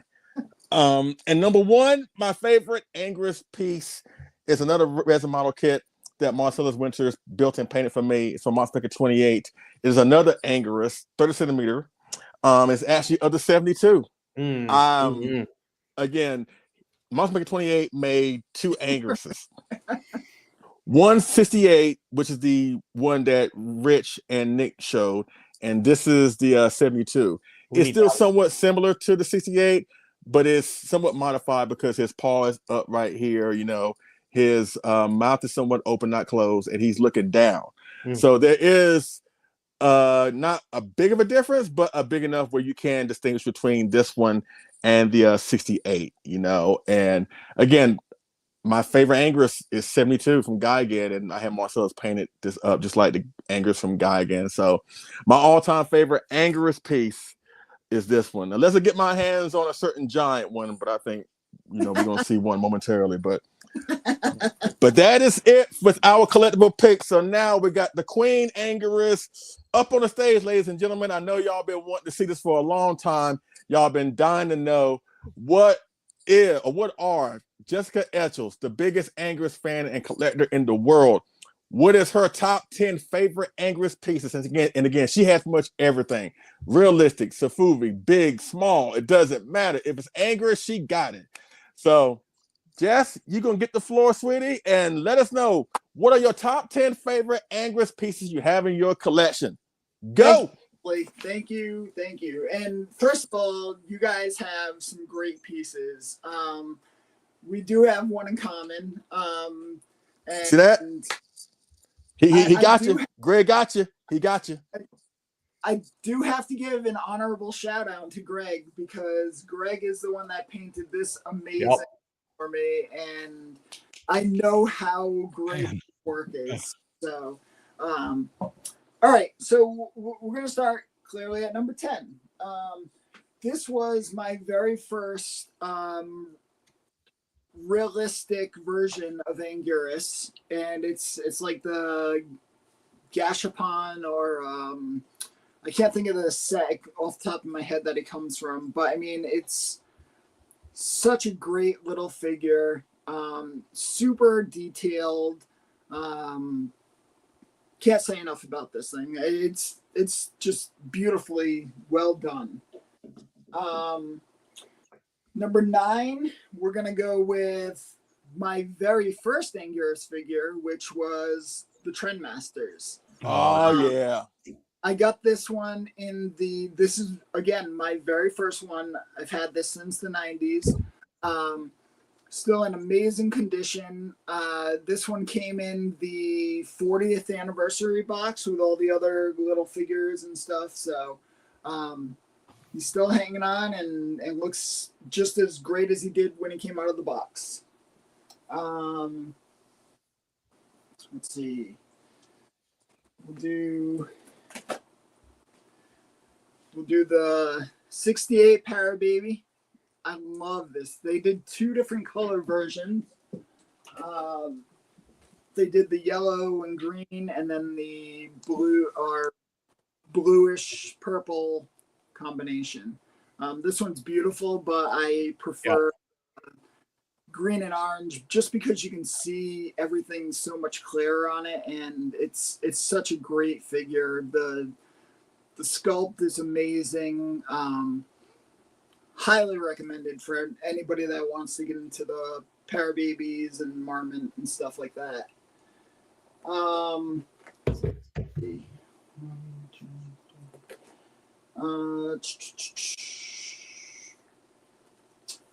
This one here is a one-off. It was painted by the owner of US Toys.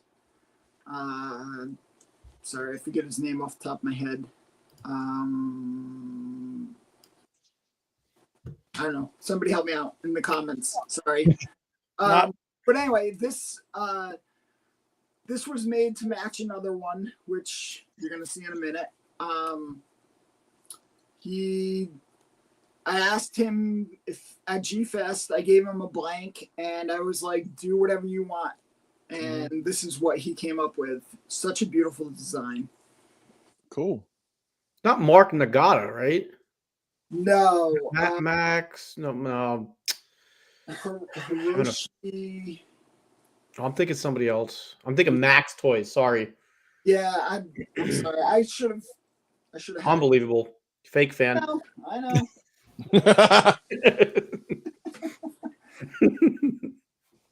Turn in your Godzilla card. So number 6, we'll do this. This is another one-off. This is a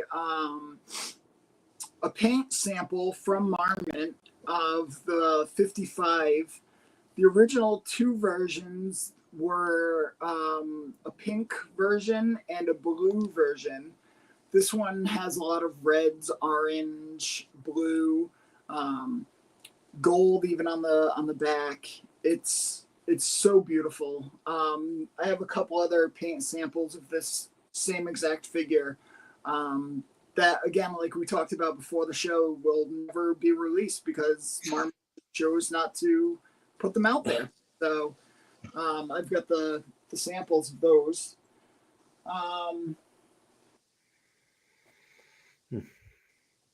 So for my top 5,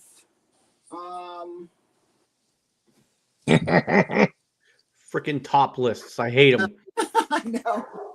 We love them all. So I'm actually going to remove it real quick because you guys already brought it. It's the 30 centimeter X Plus. It's one of my favorite figures, but you guys, I'm going to give you some different stuff.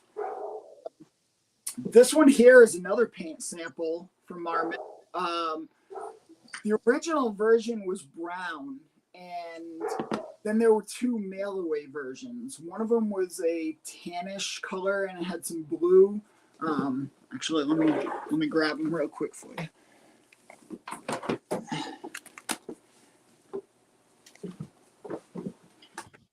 So this is the original one, just like the movies. Came out 2005. And this was one of the mail-away versions. So this one is kind of rare. And then this is the other mail-away version. You can see it's more of an orange color, like I was saying.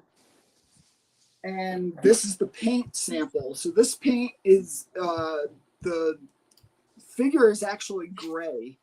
So it's a gray vinyl. And then it's got tones of gold and blue and purple. It's beautiful to me. Mm-hmm.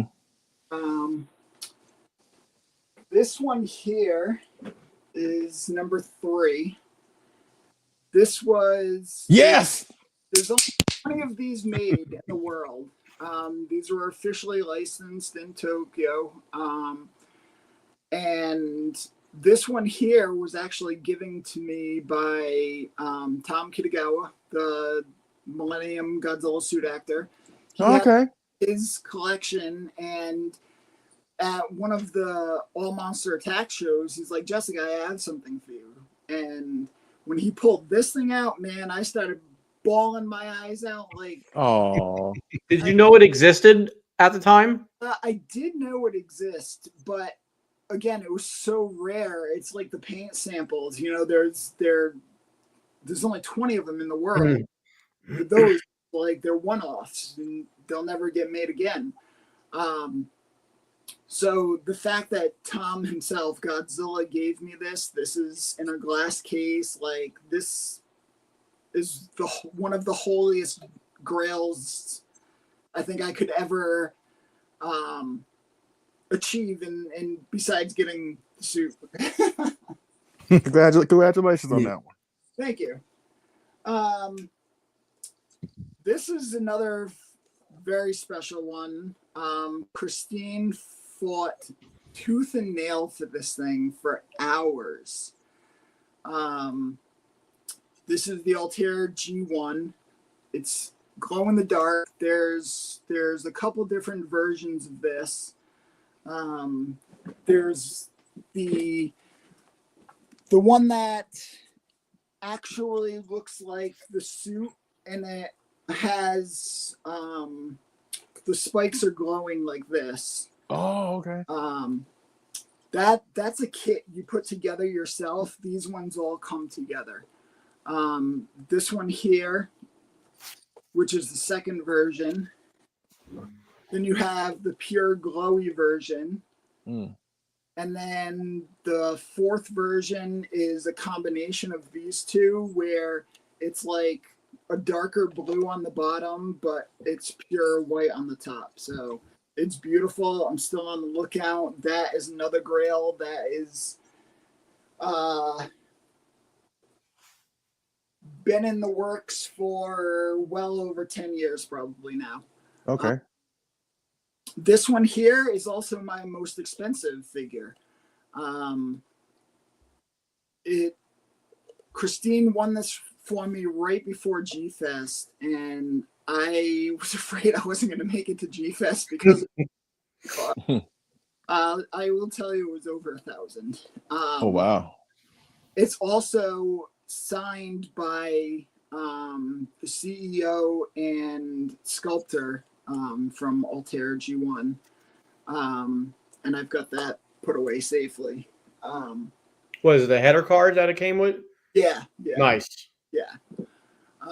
And my number one figure is Rainbow Anguirus. Okay. This was given to me by Yuji and Michi Nishimura, the owners of M1. Okay.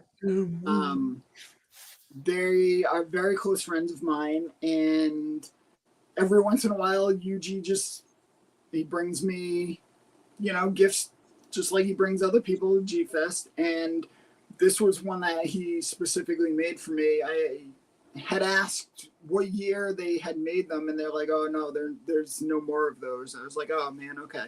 Well, he surprised me and showed up with one. Wow.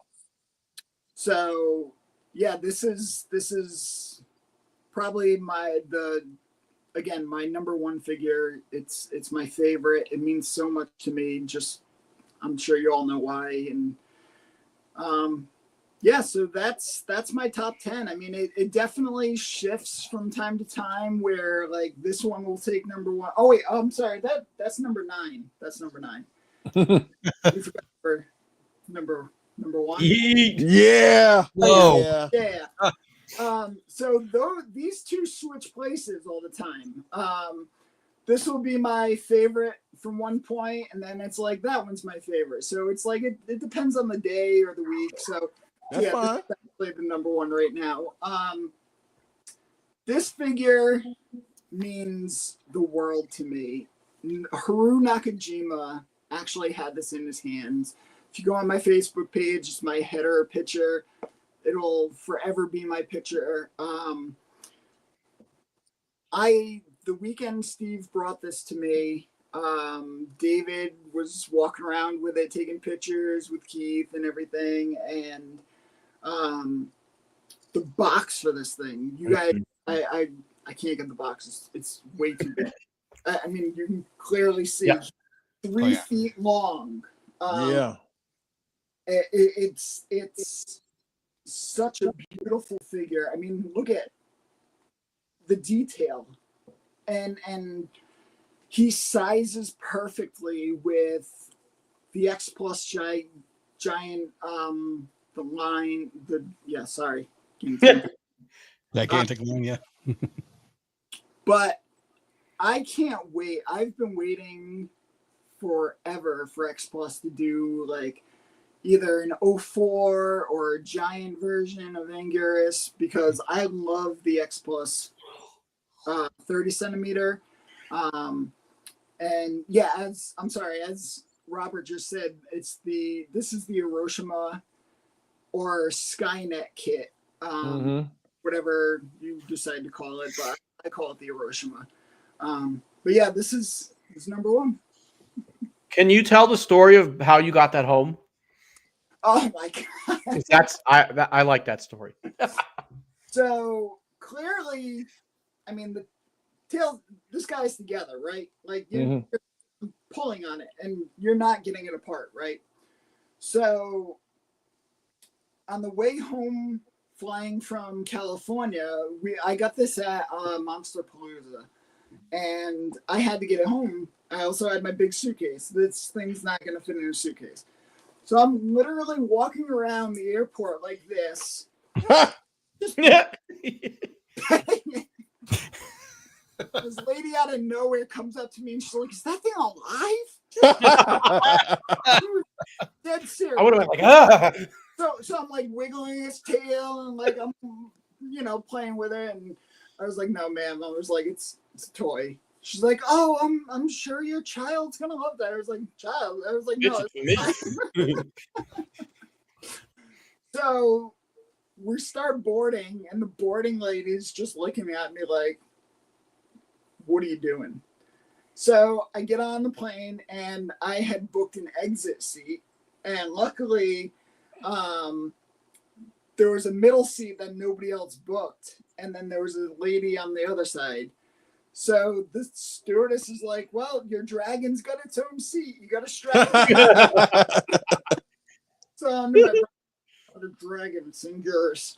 So I literally had to strap him into the seat like this. I got pictures of it, and so yeah, we had quite the trip going from California to Rhode Island, and I documented everything. You can see him laying in the hotel bed to the plane and everything. the photos on the plane are great. Yeah. Yeah, so this was quite the adventure getting this home, and then the model kit that Greg painted for me, that was home too. Yeah. Well, thank you so much for that top 10. Beautiful. That was really awesome. And again, I know at some point I'm sure it'll change, but for right now, this is where it stands. And your collection is absolutely amazing. Your Anguirus collection. Again, I'm floored whenever I see just the snippets of your room, your collection is like, wow, I know you. The fact you had that many Anguirus and you were devoted to that one kaiju, your favorite kaiju, means a lot. I'm sure it inspires a lot of people, So that's awesome. Keep doing what you're doing. Keep being a positive pillar in our community. And we look forward to seeing more of your collection. And that's pretty much going to do it for us for this celebrating 70 years of Anguirus show. I want to thank everybody in the chat for being here. I really do appreciate it. Of course, I want to thank also again Queen Anguirus, Jessica Etchels, of course, Mr. Fresh Vinyl himself, Richard Eso, and of course Nick Adam Poland for the Monster Report. Thank y'all so much for being here. I called y'all showed up, and I really do appreciate it, even with on short notice. So thank you so much for being troopers for me. I really do appreciate it. Before we plug, y'all plug whatever you got coming up on your respective platforms. Let's give our final thoughts of Anguirus. Last question. What do you think Anguirus legacy will be in the grand scheme of things? Jessica, go. So my first interaction with Anguirus was actually in '73. He just runs across the screen. You see him a little bit, and it's like, what was that? Who was that? So that sent me on this track of like tracking down Anguirus and finding out what it is. As far as what his legacy is going to be, again, I think, unfortunately, I feel Toho has dropped the ball when it comes to Anguirus and where they should go with him. I would love to see them use him properly from now on in future projects, but I unfortunately feel like he gets drowned out by the big top five as and I would really like to see him, like I said, get earn his star, be up in the top five where he really should be. So, what about you, Rich? Definitely would love to see him in the Monsterverse. If Rodan's up there, then why is not Anguirus? But I think his legacy is I think for me, to sum him up simply, the little scrapper that could. Yeah. Because he's not afraid to throw down. He's somebody that, you look at him, it's like, hey, I could count on him. It's kind of like, well, I don't know if you can count on me, but I'm a little scrapper. But I love his not back down attitude kind of thing. He might have the odds against him, but he's still gonna show up. Yeah. Nick. Yeah, I think his legacy will be, again, being that he is the first kaiju to duke it out with Godzilla, go toe to toe against him. I think that's a great legacy to have, but I think he needs more recognition. Yeah. He's definitely the underdog, and I'd love to see him in Monsterverse or anything new that's coming on, with Toho, of course, a -1 sequel. Anything that we can see him in. Aside from Singular Point, obviously, we had him in there. That was great. Glad they used the Anguirus roar, at least, the actual Anguirus roar. That was cool. But yeah, we need more Anguirus. We need Godzilla's buddy. We need his best friend. I think that, or we need to see him duke it out again. I don't know. Maybe that would be cool to see too on the big screen. But yeah, he definitely needs to come back. Don't mind if they do some working around to redesign him and modernize him a little bit. That's fine. These days, unless we're getting the short films, we're not going to see suit actors. We're not going to see the tokusatsu, But that would be kind of cool to see him in one of the short films. None of the short films have had it even. So let's see him again. Whether it's CGI or a suit actor again. But he definitely needs his moment in the spotlight again. And I got to keep throwing out my boy Varan. He still hasn't got his moment since the original Varan. He's always pushed to the back, way in the back, so far in the back you can't even see him. So. Varan was in the NES game and Anguirus wasn't. That's true. Yeah, and he has his own movie. Anguirus doesn't. Yep. But I need to see him again, though. I need him to come back. You know what? A solo Anguirus movie, I go for that too. But of course, I can't get enough of any of these kaiju. The non-Godzilla kaiju. Give them their moment. They're doing that with the Marvel and DC and all these. They'll give them their Star Wars, even a solo movie on a certain character and or a series. That's fine. Do that with the monsters. Do that with the kaiju. Give me some solo films other than just Rodan, Mothra, and Varan and whatever else. But yeah, let's get an Anguirus movie in there and see a solo there. Godzilla can have a cameo in his movie. Yeah. All right. Leslie, take it away. I do believe that his legacy, again, he will always be more associated with being Godzilla's ride or die partner, there's nothing wrong with that. But I do believe, again, as I mentioned earlier or several times during this stream, that he should be acknowledged more as being the first opponent. And the first opponent that did give Godzilla a good fight. You know what I'm saying? Again, it wasn't a one-sided affair. Again, in my opinion, it could have gone either way, but since Godzilla's a title character, that's why they went with that way, obviously. But they made Anguirus look strong in his first outing. He wasn't a pushover, you know. Then he would transition later on into being a loyal sidekick, a worthy tag team partner, you know, whatever. And I think he's in a good place because Anguirus is one of those kaiju that you really don't ever hear people say he's overrated or I don't see what the big deal is with him. It seems like everybody loves him. Everybody has an affection for him. They either want him as a pet or something like that. I hardly ever hear anybody talk anything bad about Anguirus. If anything, they talk about the movies he's in, and that's not his fault. I mean, it's not his fault that Gigan wasn't the best in the world. It's not his fault that 55 was a rush sequel. You know, it's not his fault that Final War is what it was. But he still showed up. He still showed up. And he's considered. May always be the underdog, but us underdogs, we never give up. Right. And he's like considered like a good thing in overall bad situation. And you know what? That's a compliment. You know what I'm saying? So I do feel like we do give him his just due. But I do feel like as a whole, like from Toho, like what Jess said, he does deserve a lot more recognition. Yeah.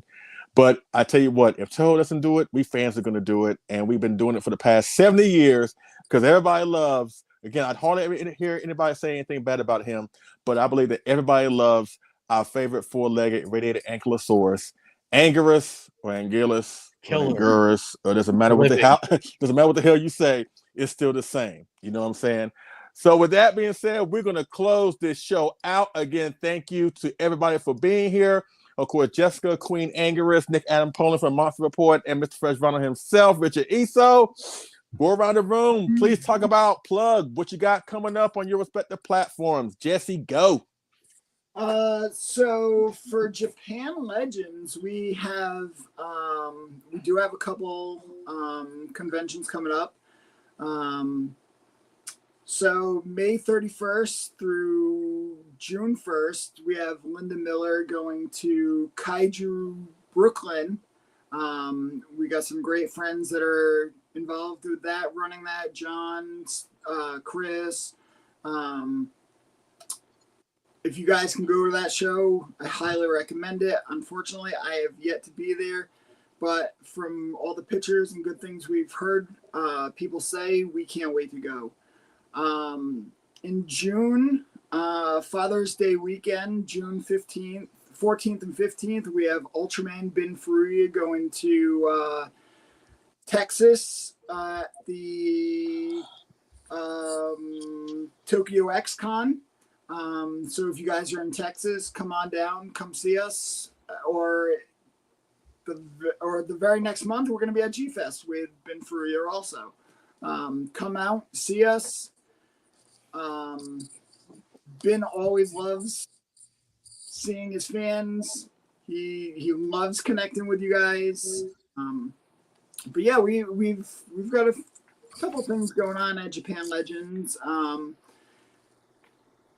Can't really announce it all yet, but keep an eye on our page and you'll see, maybe some Middle Earth stuff coming at you. Yeah. How about you, Rich? Okay.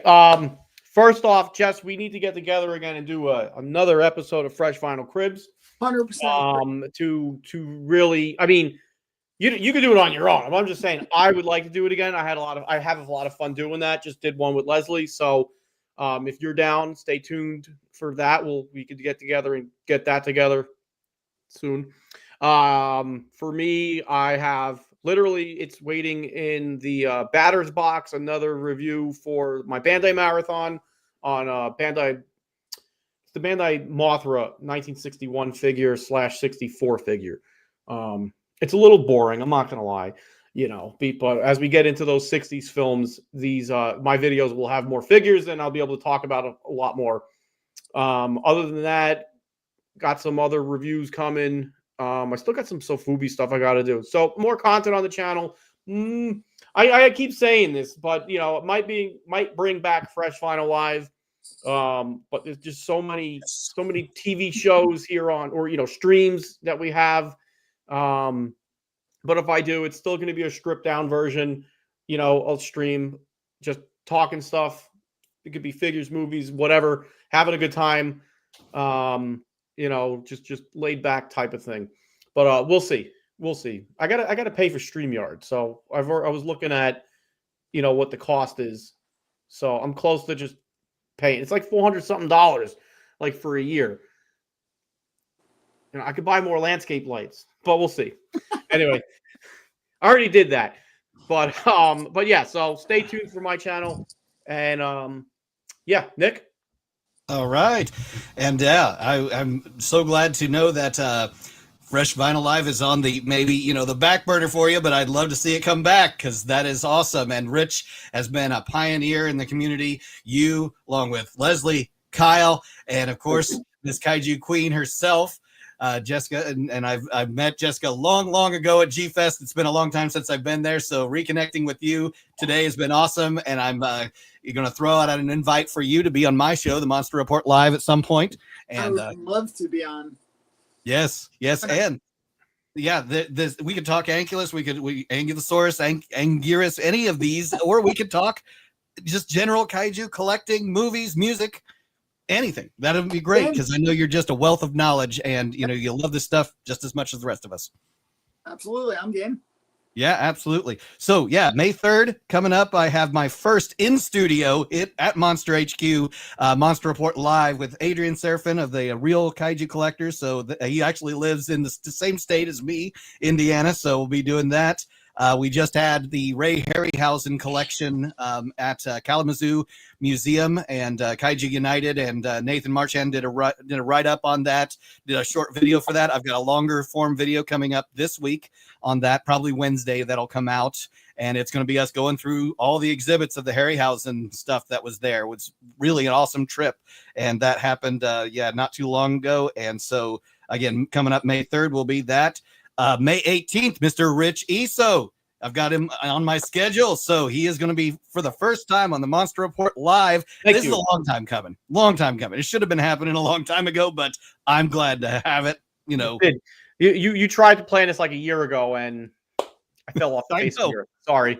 It's all good. It's all good. Yeah. But the more I can support kaiju content creators, the better, because, you know, I say it's my audience to your audience and your audience to mine, and we all benefit from it. And we're not in competition with each other. We just love what each other is doing, and we celebrate the wins, you know, that we're getting as, you know, these content creators. And, you know, what Collect All Monsters is doing is fantastic too. So I just support you guys, especially the ones who have inspired me to create this channel, the Monster Report, and, you know, getting just under 1,600 subscribers to 100,000 here on the Monster Report. It's because of these pioneers and the inspiration that they have given me to get to that point. But wait, what's up? Did you say 100,000 subscribers? Currently sitting as we speak at 98,442. So we are so close. So it's right there. It's like a silver plaque. Yeah, that's awesome. Like literally impressive. Very good. Great but again, job.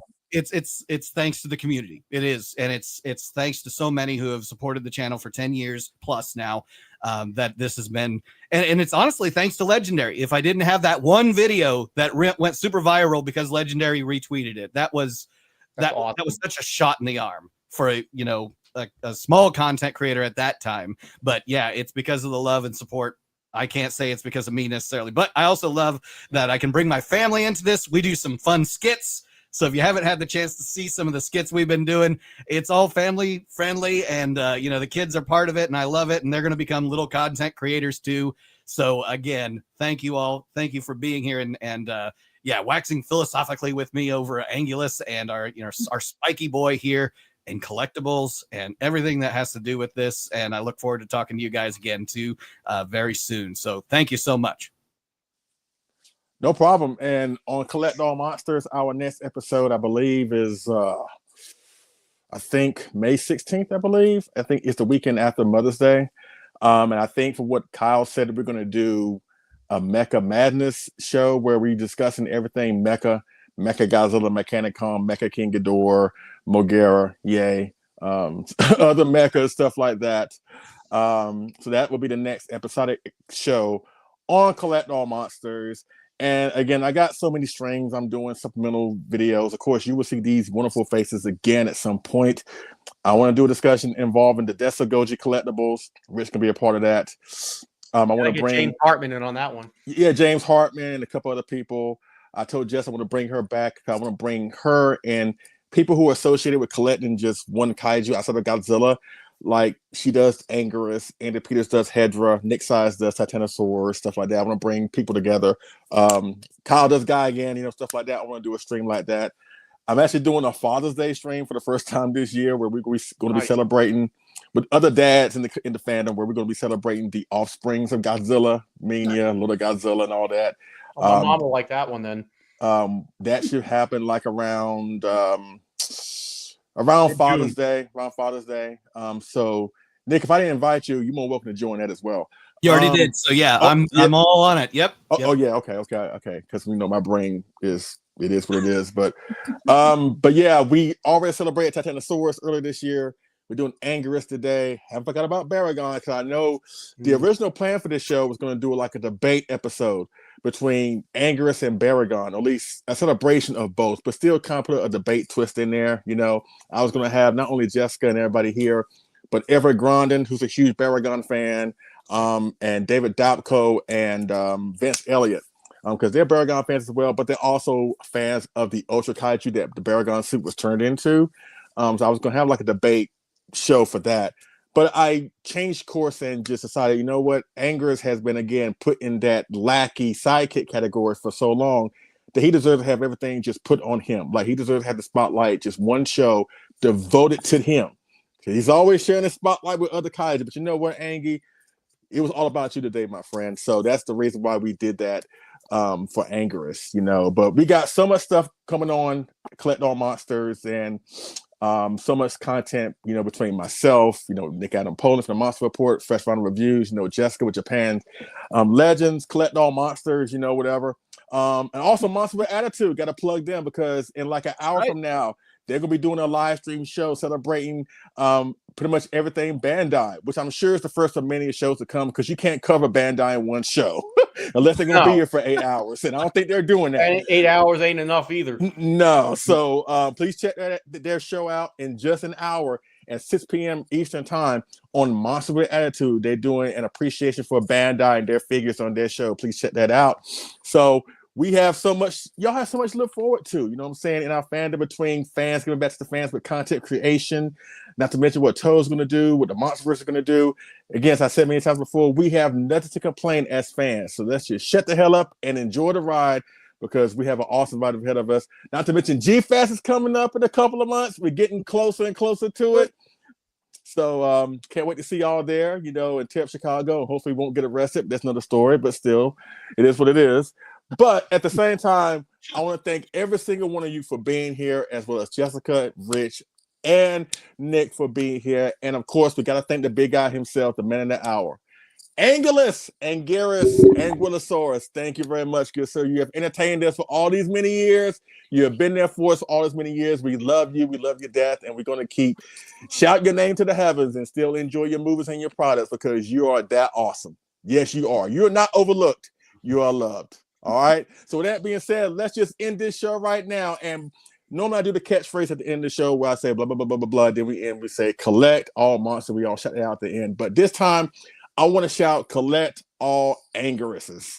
So when I get to that point, I want y'all to say it with me. Okay. Collect all Anguiruses. You got me? All right.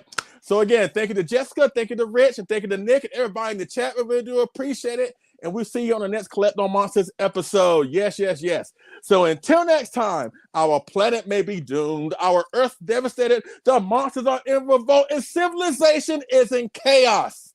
We must unite and collect all Anguiruses. Living. Says, or Anguirus, whatever. And remember, people, buy vinyl, fresh vinyl. Bam! That's what's up. Bye, folks. Take it easy. We out of here.